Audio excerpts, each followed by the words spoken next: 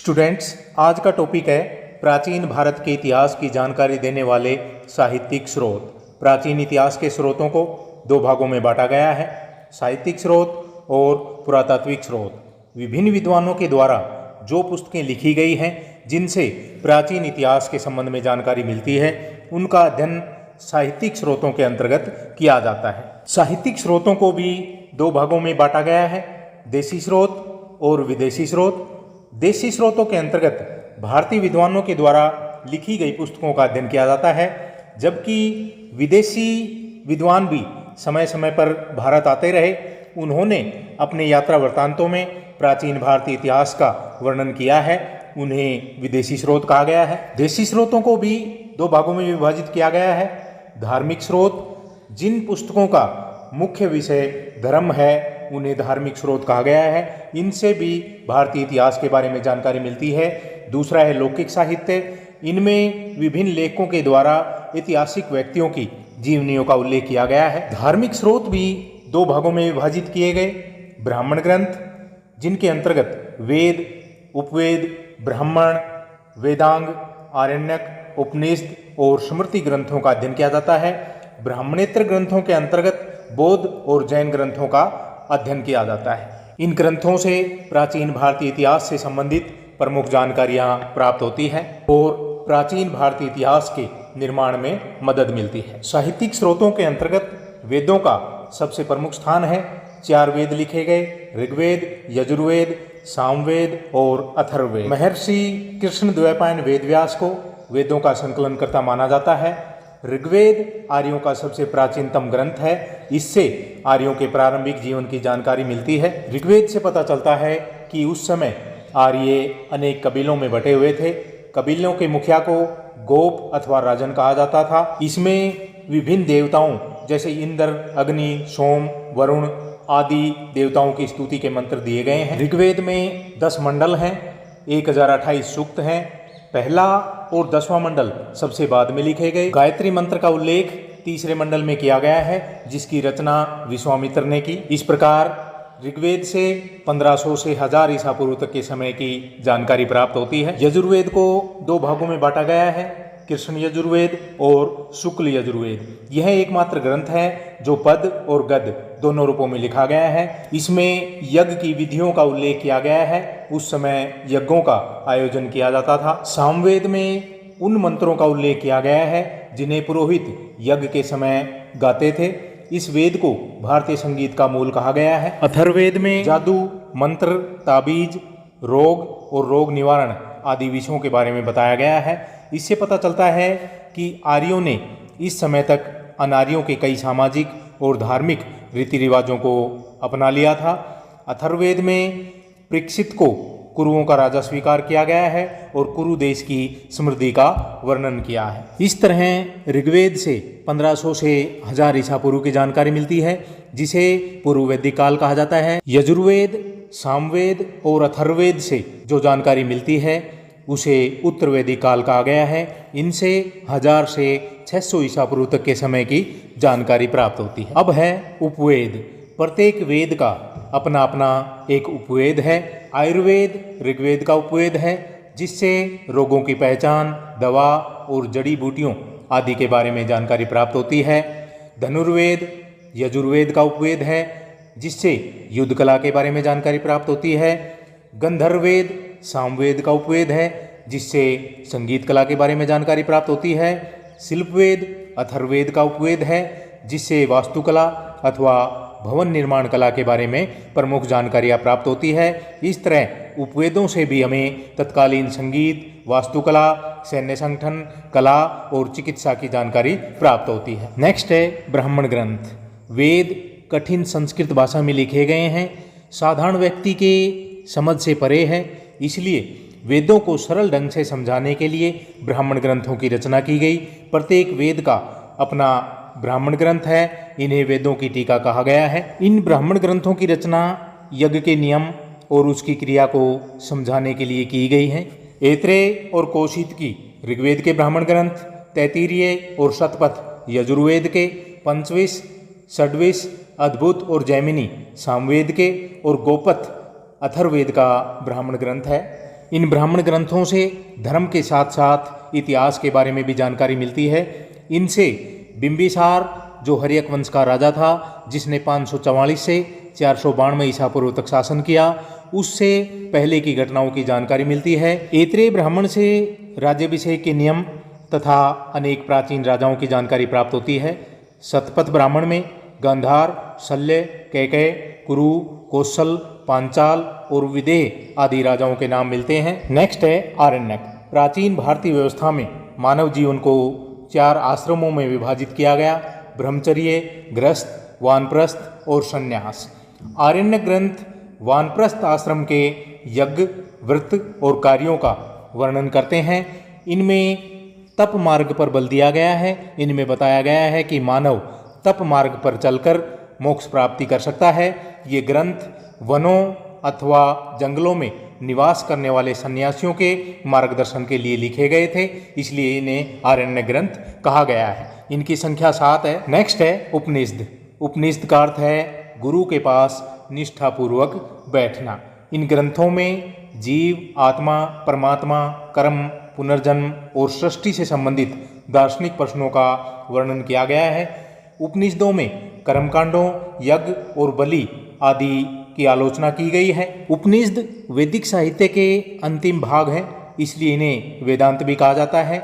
इनसे राजा बिंबिसार जो हर्यक वंश का राजा था, जिसने 544 से 492 ईसा पूर्व तक शासन किया, इससे पहले के इतिहास की जानकारी प्राप्त होती है। इस प्रकार उपनिषदों से आर्यों के सामाजिक, धार्मिक और राजनीतिक जीवन की जानकारी भी प्राप्त होती है।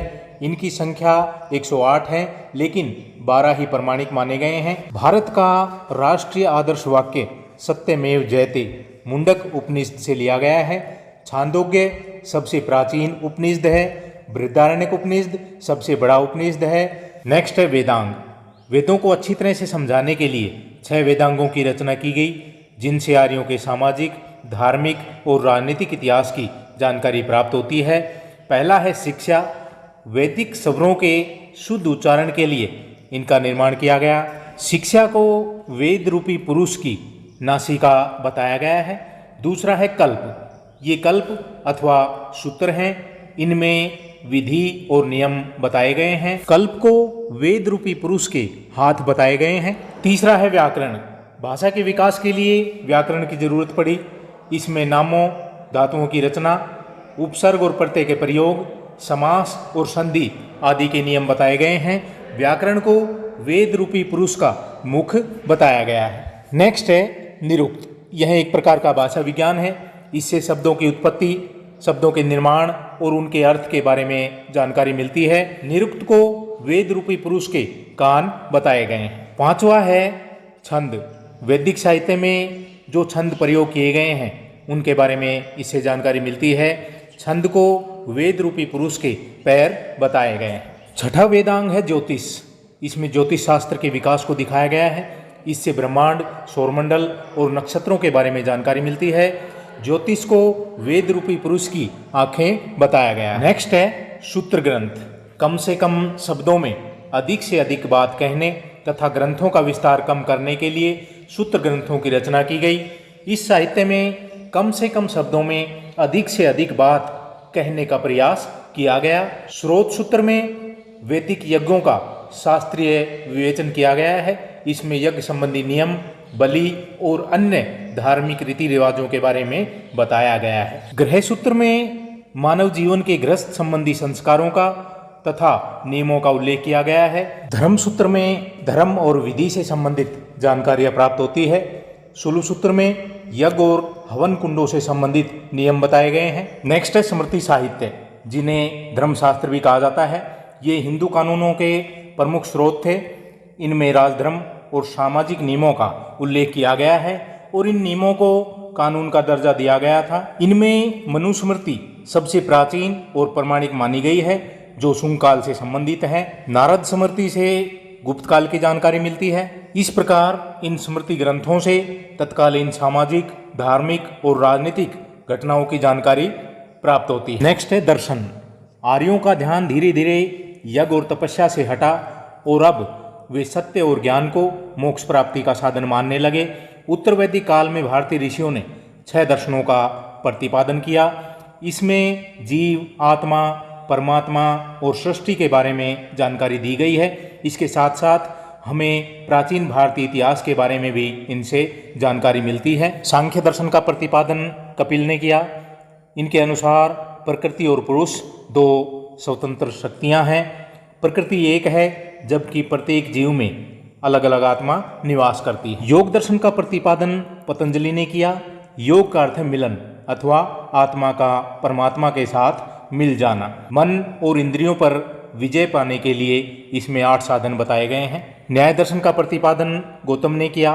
न्याय का अर्थ है तर्क या निर्णय। इनके अनुसार अलग अलग शरीर में अलग अलग आत्माएं निवास करती हैं और मोक्ष तभी संभव है जब आत्मा का शरीर और इंद्रियों के बंधन से छुटकारा मिल जाए। वैशेषिक दर्शन का प्रतिपादन कणाद ने किया।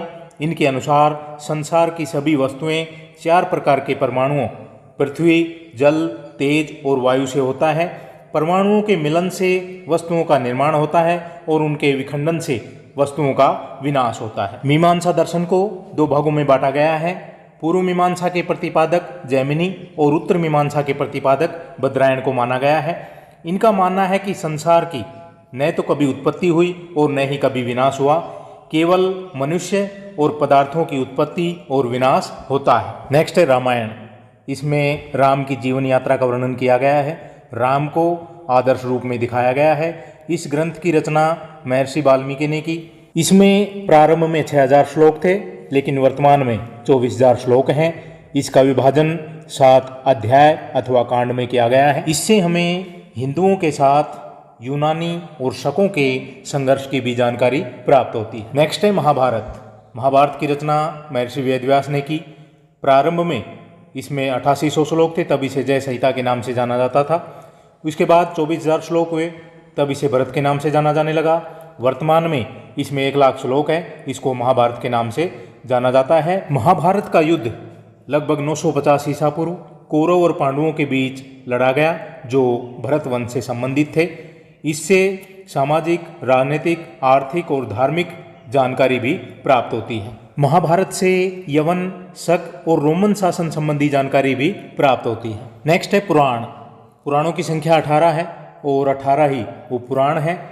इनके संकलनकर्ता महर्षि लोमहर्ष और उनके पुत्र उग्रसर्वा माने जाते हैं। पुराणों से हमें शिशुनाग वंश, नंदवंश, मौर्य, शुंग, कण्व, सातवाहन और गुप्त वंश के शासकों की प्रशासनिक, धार्मिक, आर्थिक और सांस्कृतिक महत्व की जानकारियां प्राप्त होती है। मत्स्य पुराण सबसे प्राचीन और प्रमाणिक माना गया है। इससे आंध्र, सातवाहन और शुंग वंश के शासकों के बारे में बताया गया है। वायु पुराण से गुप्त शासकों, विष्णु पुराण से मौर्य शासकों के बारे में प्रमुख जानकारियां प्राप्त होती हैं। नेक्स्ट है बौद्ध ग्रंथ, जिनसे हमें प्राचीन इतिहास के बारे में जानकारियां प्राप्त होती है। इनमें पहला है सूत पिटक।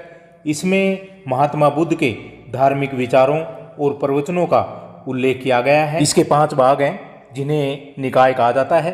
बुद्ध के प्रिय शिष्य आनंद को इसका संकलनकर्ता माना गया है। विनय पिटक में बौद्ध संघ के नियम और बौद्ध भिक्षुओं के दैनिक जीवन संबंधी नियमों का वर्णन किया गया है। विनय पिटक का अर्थ है अनुशासन की टोकरी।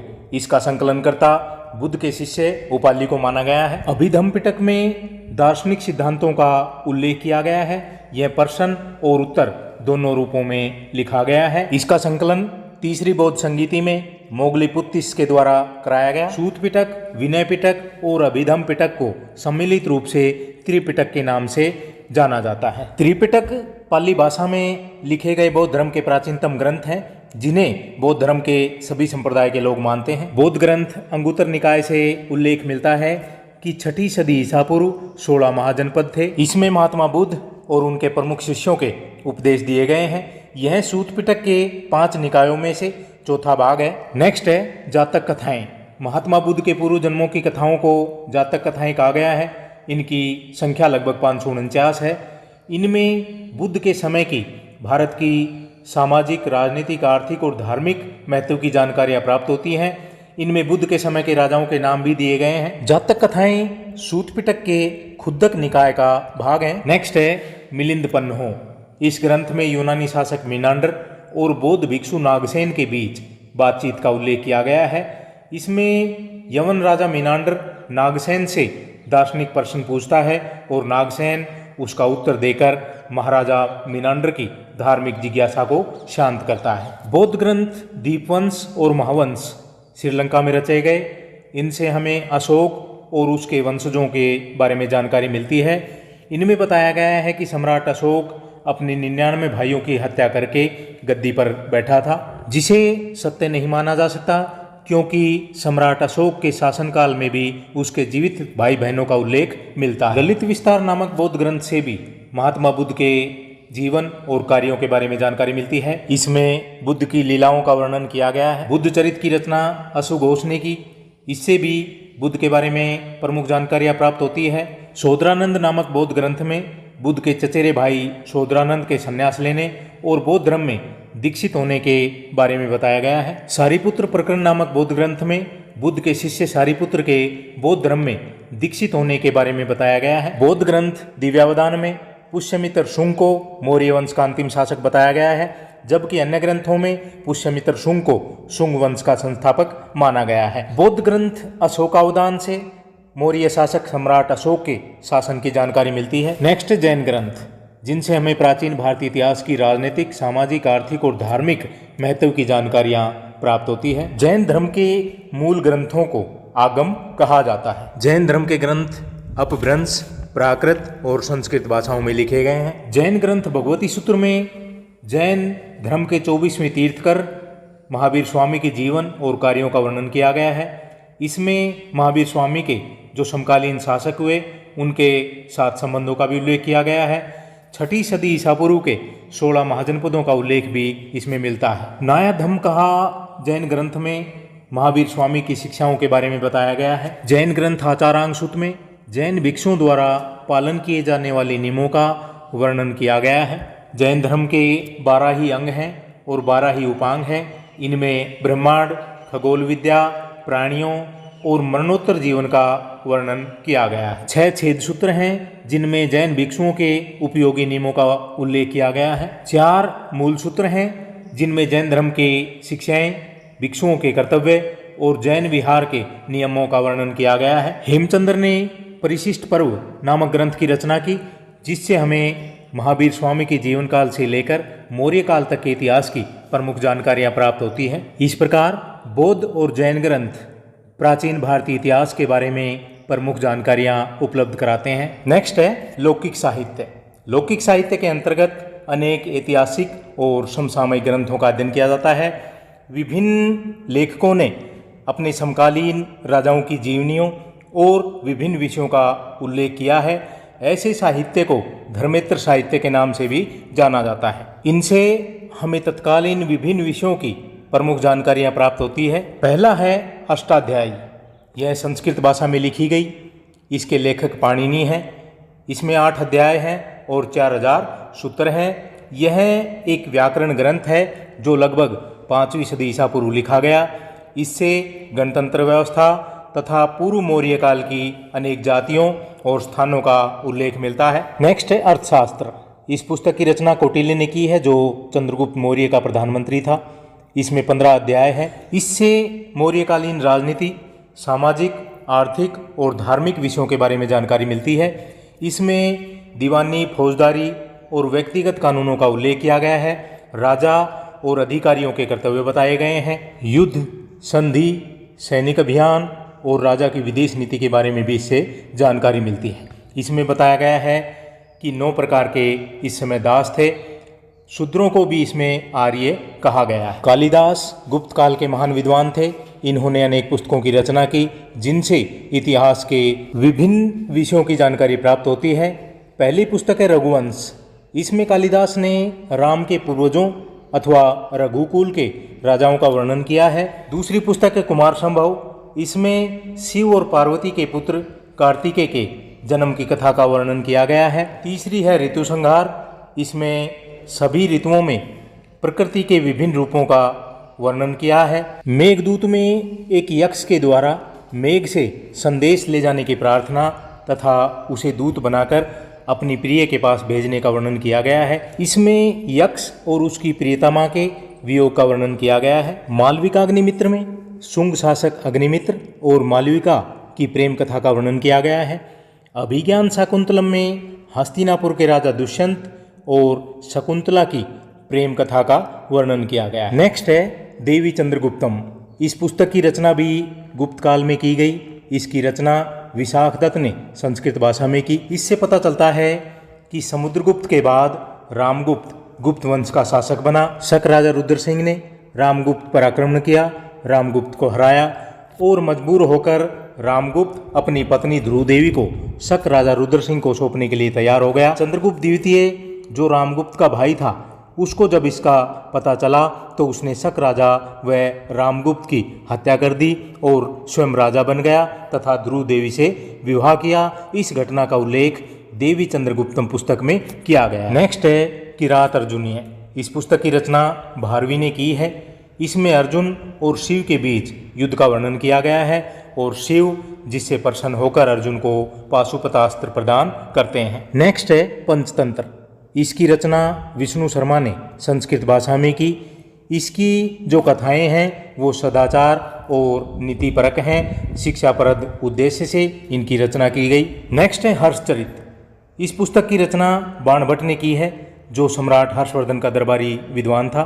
इसमें 8 अध्याय हैं। 3 अध्यायों में बाणभट्ट ने अपनी आत्मकथा का उल्लेख किया है। अपने बचपन तथा हर्षवर्धन के संपर्क में आने का वर्णन उसने दूसरे अध्याय में किया है। तीसरे अध्याय में वर्धन वंश के संस्थापक पुष्यभूति और शैव संत भैरवाचार्य के बारे में बताया है। चौथे अध्याय में प्रभाकर वर्धन, राज्यवर्धन, हर्षवर्धन, राज्यश्री के जन्म, उसके बचपन और कन्नौज के राजा गृहवर्मा के साथ राज्यश्री के विवाह का वर्णन किया गया है। 5वें अध्याय में वर्धन वंश के शासक प्रभाकर वर्धन के समय हुणों के आक्रमण तथा इनके दमन के लिए उसके द्वारा अपने पुत्र राज्यवर्धन को भेजना, इस दौरान प्रभाकर वर्धन का बीमार होना और उसकी मृत्यु तक का उल्लेख किया गया है। 6ठे अध्याय में शशांक और देवगुप्त के द्वारा राज्यश्री के पति गृहवर्मा की हत्या, अपने बहनोई की हत्या का बदला लेने के लिए राज्यवर्धन द्वारा देवगुप्त जो उत्तरगुप्त शासक था उस पर आक्रमण किया और उसकी हत्या की। इसके बाद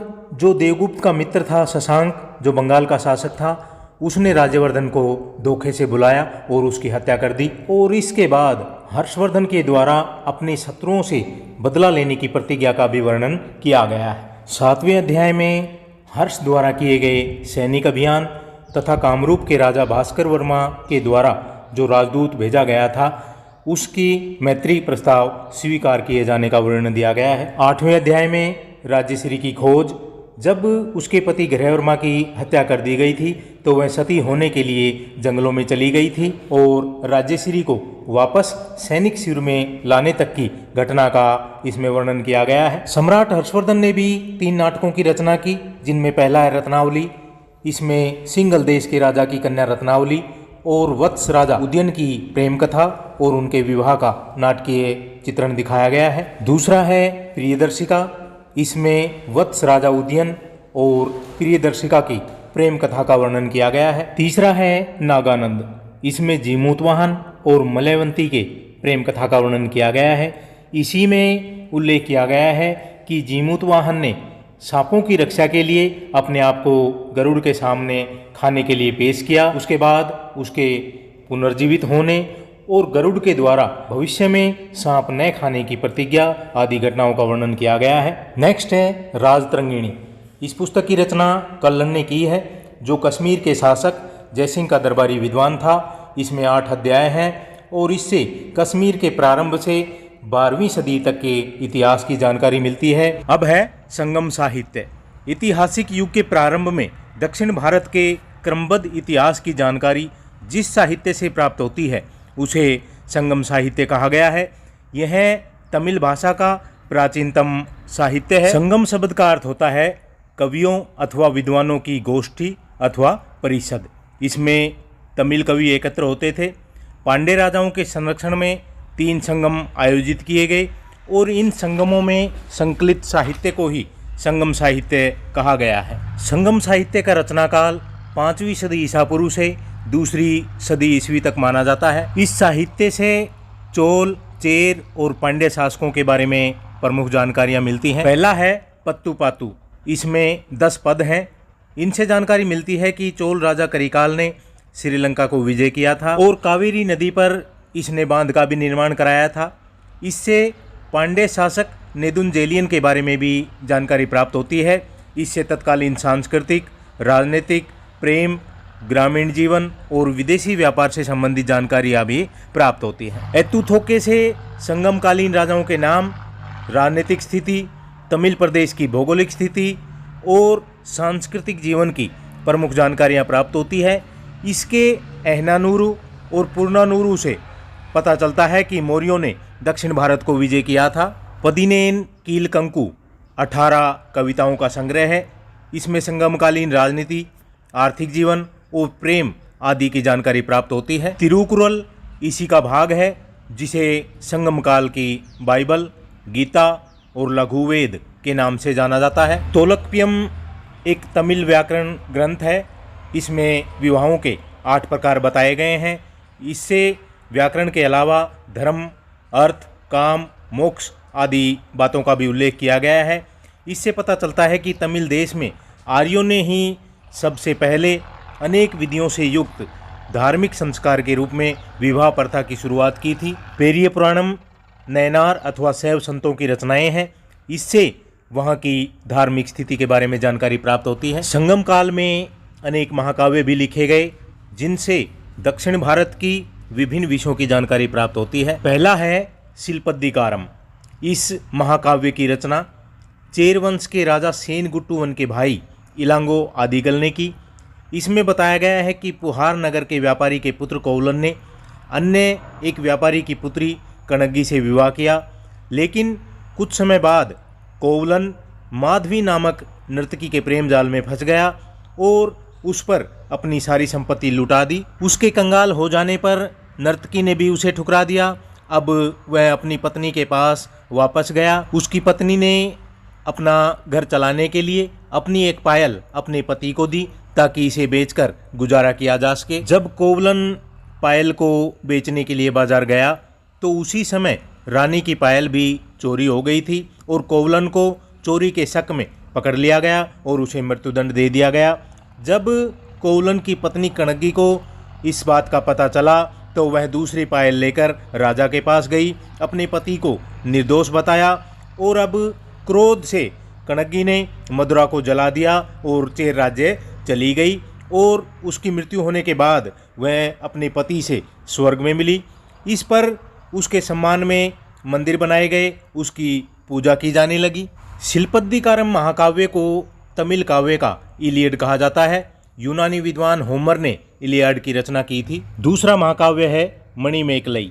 इसकी रचना एक बौद्ध व्यापारी शीतलई सतनार ने की। इस महाकाव्य की नायिका मणिमेकलई है, जो शिल्पद्दिकारम के नायक कोवलन और नर्तकी माधवी से उत्पन्न हुई थी।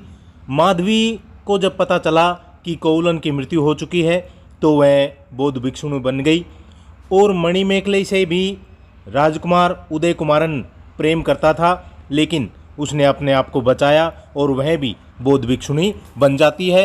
इस तमिल महाकाव्य को ओडिसी कहा गया है। ओडिसी की रचना यूनान के विद्वान होमर ने की थी। अब है प्राचीन भारतीय इतिहास की जानकारी देने वाले विदेशी स्रोत।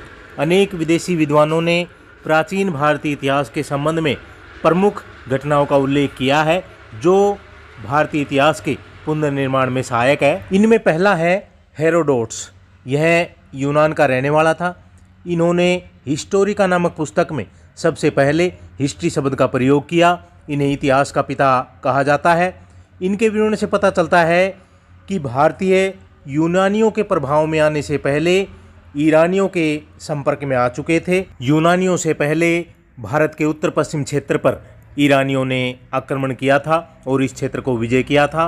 इस पुस्तक से उत्तर पश्चिम भारत की राजनीतिक स्थिति का पता चलता है। इस पुस्तक से 5वीं सदी ईसा पूर्व के भारत और ईरान के संबंधों की जानकारी प्राप्त होती है। नेक्स्ट है स्काईलैक्स।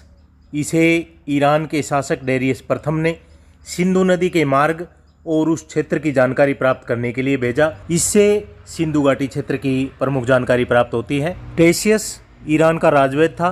जिसने भारत के बारे में उल्लेख किया है। सिकंदर ने जब 326 ईसा पूर्व भारत पर आक्रमण किया तो उसके साथ नियार्कस, अरिस्टोबुलस और एसाइक्रिट्स नामक विद्वान भी भारत आए, जिन्होंने भारत पर सिकंदर के आक्रमण की जानकारी दी है। प्लूटार्क ने उल्लेख किया है कि मौर्य वंश के संस्थापक चंद्रगुप्त मौर्य ने सिकंदर से नंदों के विरुद्ध सहायता प्राप्त करने के लिए पंजाब में मुलाकात की थी। सिकंदर के उत्तराधिकारी सेल्यूकस ने चंद्रगुप्त मौर्य के दरबार में अपने राजदूत मेगास्थनीज को भेजा, जिसने इंडिका नामक पुस्तक की रचना की। इस पुस्तक से मौर्यकालीन विभिन्न विषयों की प्रमुख जानकारियां प्राप्त होती है। इसने बताया है कि राजा सदैव प्रजा की शिकायतें सुनता था, अपनी सुरक्षा का विशेष ध्यान रखता था, स्त्रियां उसकी सुरक्षा करती थी। मौर्य शासकों की राजधानी पाटलिपुत्र के नगर के प्रशासन की देखभाल 30 सदस्यों का एक बोर्ड करता था। यह बोर्ड 6 समितियों में बटा हुआ था और प्रत्येक समिति में 5 सदस्य होते थे जो अपना अपना कार्य करते थे। मेगास्थनीज के अनुसार इस समय भारतीय समाज 7 जातियों में बटा हुआ था: दार्शनिक, किसान, योद्धा, पशुपालक, कारीगर, निरीक्षक और मंत्री। इसने मौर्यों की राजधानी पाटलिपुत्र की प्रशंसा की है। इसके बारे में बताया गया है कि यह लगभग 16 किलोमीटर लंबा और 3 किलोमीटर चौड़ा नगर है। इसकी सुरक्षा के लिए चारों तरफ लकड़ी की दीवार बनाई गई थी, जिसमें 64 द्वार और 570 बुर्ज बनाए गए थे। इसके मध्य में चंद्रगुप्त का विशाल राजमहल था। भारतीय लोग शिव की पूजा करते थे और मथुरा में कृष्ण की पूजा की जाती थी। डाइमेकस मौर्य सम्राट बिंदुसार के समय यूनानी राजदूत के रूप में भारत आया। बिंदुसार ने इससे सूखी अंजीर, मीठी मदिरा और दार्शनिक भेजने का आग्रह किया था। डायनोसियस मौर्य सम्राट अशोक के समय भारत आया था। स्ट्रैबो ने भूगोल नामक पुस्तक की रचना की, जिससे भारत की प्रथम सदी की भौगोलिक स्थिति की जानकारी प्राप्त होती है। टोलमी ने ज्योग्राफी नामक पुस्तक की रचना की। प्लिनी ने नेचुरल हिस्ट्री नामक पुस्तक की रचना की, जिससे प्रथम सदी के भारतीय पेड़ पौधे, पशुओं और खनिज पदार्थों की जानकारी प्राप्त होती है। इससे भारत और रोम के बीच व्यापारिक संबंधों की भी जानकारी मिलती है। पेरिप्लस ऑफ द एरिथ्रियन सी नामक पुस्तक की रचना एक अज्ञात यूनानी लेखक ने की है, जिससे प्रथम सदी के भारतीय बंदरगाहों तथा भारत और रोम के बीच व्यापारिक संबंधों की जानकारी मिलती है। इसमें उल्लेख किया गया है कि भारतीय मलमल की रोम में अत्यधिक मांग थी और इस भारतीय मलमल के बदले वहाँ से सोना अत्यधिक मात्रा में भारत आता था। इस कारण रोम के सम्राट ने भारतीय मलमल पर पाबंदी लगा दी थी। चीनी यात्रियों के विवरण से भी प्राचीन भारतीय इतिहास के बारे में जानकारी मिलती है। इनमें पहला है फायान, जो गुप्त शासक चंद्रगुप्त द्वितीय के समय भारत आया, जो 399 से 414 ईस्वी तक भारत रहा। इसने फोकोकी नामक पुस्तक की रचना की, जिसमें बताया है कि राजा प्रजाहित में लगा रहता है और लोगों के व्यक्तिगत कार्यों में किसी प्रकार का हस्तक्षेप नहीं करता। साधारण अपराधों में आर्थिक जुर्माना लगाया जाता है। अंग भंग की सजा का भी प्रावधान था और बार बार राजद्रोह का अपराध करने वाले को मृत्युदंड की सजा दी जाती थी। धार्मिक क्षेत्र में लोगों को स्वतंत्रता प्राप्त थी। उनके धार्मिक मामलों में किसी प्रकार का हस्तक्षेप नहीं किया जाता था। वर्ण व्यवस्था जटिल थी। चांडाल शिकार करते थे, मांस बेचते थे और नगर तथा बस्तियों से बाहर रहते थे। चीनी यात्री ह्वेनसांग सम्राट हर्षवर्धन के समय भारत आया। यह 629 में चीन से चला और 645 ईस्वी तक भारत में रहा। इसने अपना यात्रा वृत्तांत सीयूकी की रचना की, जिससे तत्कालीन भारत के विभिन्न विषयों के बारे में जानकारी प्राप्त होती है। इसने बताया कि सम्राट हर्षवर्धन समस्त उत्तर भारत का स्वामी था, जो अपने कर्तव्यों का हमेशा पालन करता था और इसकी सहायता के लिए एक मंत्री परिषद थी। प्रजाहित व प्रशासनिक कार्यों में लगा रहता था। कई बार तो वह खाना पीना भी भूल जाता था। इसके अनुसार सामान्य अपराधों में आर्थिक जुर्माना लगाया जाता था, सामाजिक अपराधों में अंग भंग की सजा दी जाती थी और राजद्रोह के अपराध में या तो आजीवन कारावास या मृत्युदंड की सजा दी जाती थी। फिर भी व्यापारिक मार्ग जो थे वो सुरक्षित नहीं थे, क्योंकि उल्लेख मिलता है कि ह्वेनसांग को भी कई बार लुटेरों ने लूटने का प्रयास किया था। बच्चों की शिक्षा 7 वर्ष की आयु में शुरू होती थी। गुरुकुलों में शिक्षा दी जाती थी। नालंदा, वल्लभी, तक्षशिला, उज्जैन और गया शिक्षा के प्रमुख केंद्र थे। ह्वेनसांग उल्लेख करता है कि सम्राट हर्षवर्धन प्रत्येक 5वें वर्ष प्रयाग में महामोक्ष परिषद का आयोजन करता था, जहां पर बुध, सूर्य और शिव की पूजा की जाती थी। संगम के जल को लोग पवित्र समझते थे और यहाँ पर डूबकर मरने के लिए काफ़ी संख्या में लोग आते थे। इसने उल्लेख किया है कि सम्राट हर्षवर्धन बहुत ही दानी था। छठे महामोक्ष परिषद में उसने अपना सब कुछ दान कर दिया था। वह एक धार्मिक सहिष्णु शासक था और धर्म के आधार पर किसी के साथ कोई भेदभाव नहीं करता था, सभी धर्म के लोगों का सम्मान करता था। बौद्ध धर्म कहते हैं कि इस समय 18 शाखाओं में बटा हुआ था, जिसमें महायान शाखा सबसे लोकप्रिय थी। चालुक्य राजा पुलकेशिन द्वितीय जैन धर्म का संरक्षक था। कांची में अनेक जैन मंदिर थे। इस प्रकार ह्वेनसांग के विवरण से तत्कालीन भारत की राजनीतिक, सामाजिक, आर्थिक और धार्मिक विषयों के बारे में प्रमुख जानकारियां प्राप्त होती है। चीनी विद्वान मातवान लिन के विवरण से हर्षवर्धन के पूर्वी भारत के विजय अभियानों की जानकारी मिलती है। इसमें बताया गया है कि सम्राट हर्षवर्धन ने 641 ईस्वी में सबसे पहले मगध राज की उपाधि धारण की थी। तिब्बती लेखक तारानाथ ने कंग्यूर और तंग्यूर नामक 2 ग्रंथों की रचना की, जिससे भारतीय इतिहास, शक, कुषाण और पल्लव शासकों की जानकारियां प्राप्त होती हैं। तो स्टूडेंट्स, ये थे प्राचीन भारतीय इतिहास की जानकारी देने वाले साहित्यिक स्रोत। Thank you.